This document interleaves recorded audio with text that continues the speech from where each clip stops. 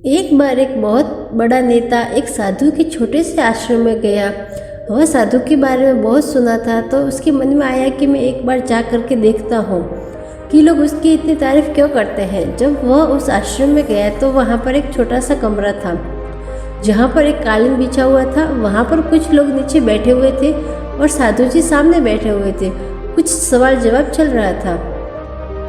वह नेता उस आश्रम में आया और उस नेता के साथ में 4 बॉडीगार्ड भी थे और उसकी यह आदत भी थी कि जहाँ पर भी वह जाता था लोग अपनी जगह से खड़े हो जाते थे और उसकी तरफ देखते थे, हाथ जोड़ते थे और सर झुकाते थे। लेकिन यहाँ पर ऐसा कुछ भी नहीं हुआ।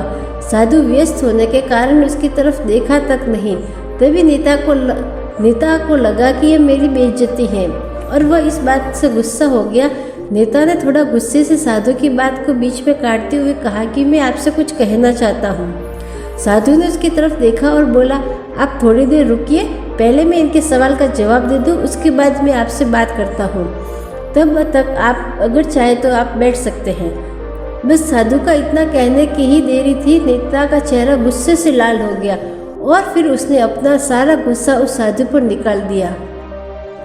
अभी तक वह नेता बहुत तमीज से आप करके बात कर रहा था, लेकिन अब वह तू तड़ाका पर उतर आया। नेता ने साधु को कहा, तुझे पता भी है मैं कौन हूँ और तू किससे बात कर रहा है? साधु ने उसकी तरफ देखा और कहा, मुझे इससे कोई फर्क नहीं पड़ता कि आप कौन हैं, लेकिन आप जो कोई भी हैं, अगर आप चाहते हैं कि मैं आपके सवाल का जवाब दूँ या आपसे बात करूँ तो आप कुछ देर रुकना होगा।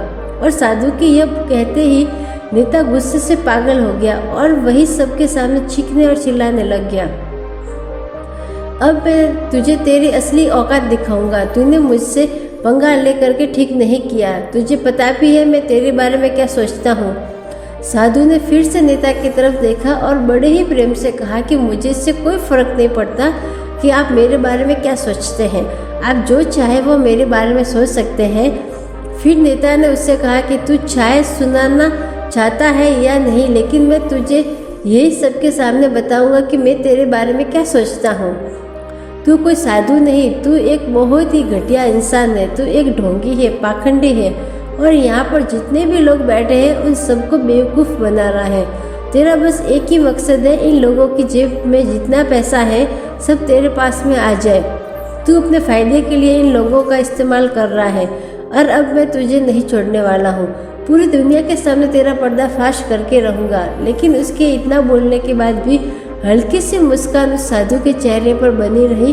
यह देखकर वह और भी तिलमिला गया और उसने कहा, अब बहुत हो गया, अब मैं यहाँ 1 मिनट भी नहीं रुकने वाला। लेकिन अभी तेरे पास मौका है, अगर मुझसे माफ़ी मांगनी है या मुझसे कुछ कहना है तो कह सकते हैं। इतना सब होने के बाद भी साधु के चेहरे पर एक मुस्कान थी और वह बिल्कुल शांत था। और फिर उन्होंने अपनी आंखें बंद कर दी और फिर साधु ने अपनी आंखें खोली, हाथ जोड़े और कहा कि मुझे आपसे कोई गिला शिकवा नहीं है। आपके लिए मेरे मन में कोई भी गलत ख्याल नहीं है।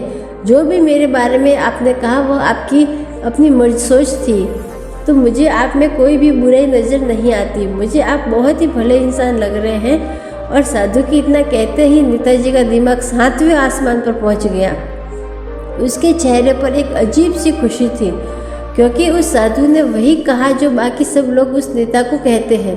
और वह खुशी खुशी उस आश्रम से अपने घर की तरफ चला गया और जाकर के अपने पिताजी के साथ में बैठ गया।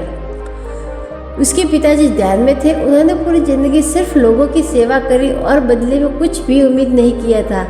तो थोड़ी देर बाद जब उन्होंने अपनी आंखें खोली और देखा अपने बेटे को अपने साथ बैठे हुए, तो उनके बेटे के चेहरे पर आज एक अजीब सी खुशी थी जो आज से पहले उन्होंने कभी नहीं देखी थी।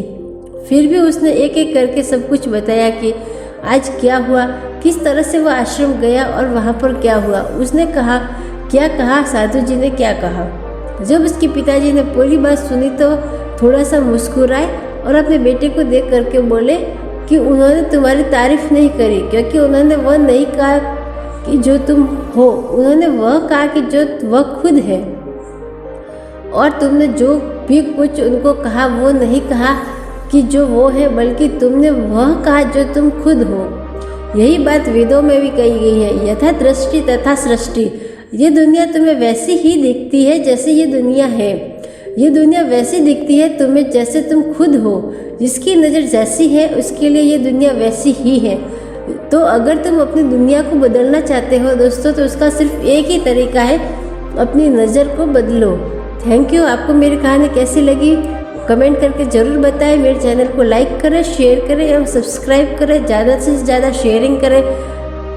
कल फिर मिलते हैं एक अच्छी और बहुत ही प्रेरणादायक स्टोरी के साथ में। तब तक के लिए थैंक यू। जय हिंद, जय भारत।